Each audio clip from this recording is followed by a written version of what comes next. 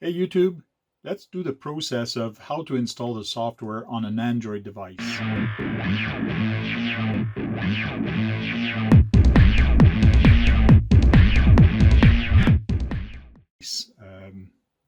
First, you got to scan the barcode.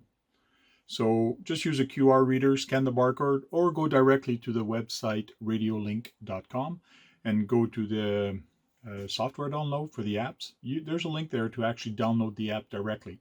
Once you install on your phone, you do have to allow third-party apps to open because you're not getting it from a secure place. So just make sure you do get it from your RadioLink.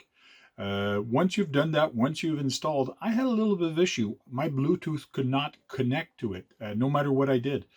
First thing I did is it allow me to select when you first turn it on to allow the Bluetooth to actually run and auto connect, but nothing was happening.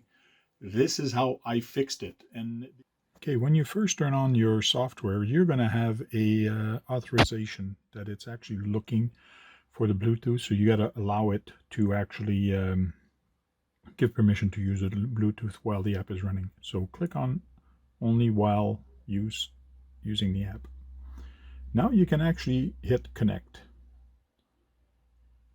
On Android, it's kind of a bug. You've told it to allow it, but it's not really allowing you to actually do that. So you can cancel that. Now you got to go into your settings, find your app, just write down the T8S and you'll find it. Hit the app, go down to permission, location, got two options, location and storage, location. You see that you've actually allowed it to do it, but it's not doing it. So you've got to go to deny, then you got to go to allow. Now you can go back to your app and actually scan again, and it should find it. I just turned on the transmitter, connect, and now we're getting a whole bunch of list of all kind of Bluetooth device that's in their area. So now I can actually click on RadioLink, and now the transmitter is actually beeping. Just hit one of the trim button, and then you're actually reading what's going on with the sticks. First thing you have to do, you do have to hit the read button. So hit the read. What it's doing, it's reading the info and all the settings that you have stored into your transmitter.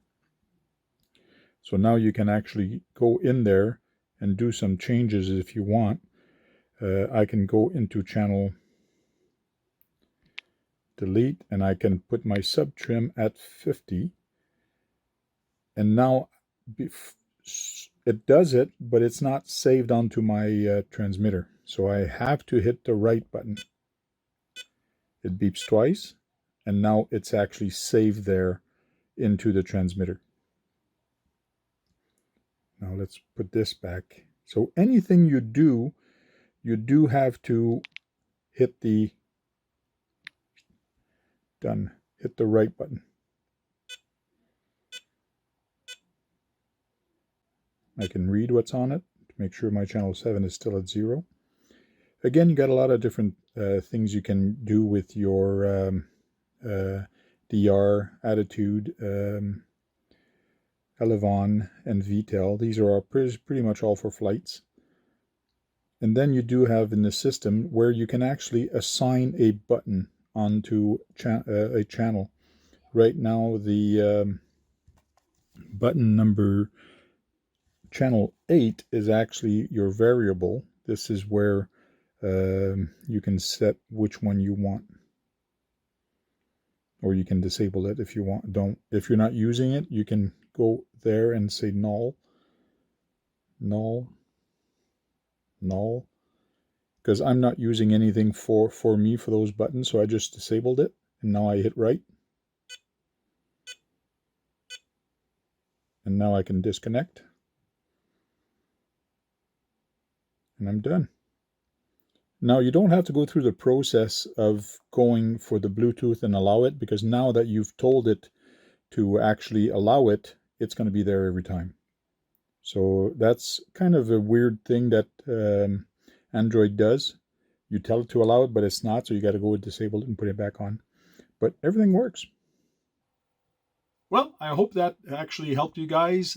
Thanks for watching, and guys, go out there and have some fun. Charge up those batteries and go out there and break something. Because if not breaking anything, you're not having fun. Ask Tony. He knows. He always has fun. Thanks, guys. Talk to you guys later.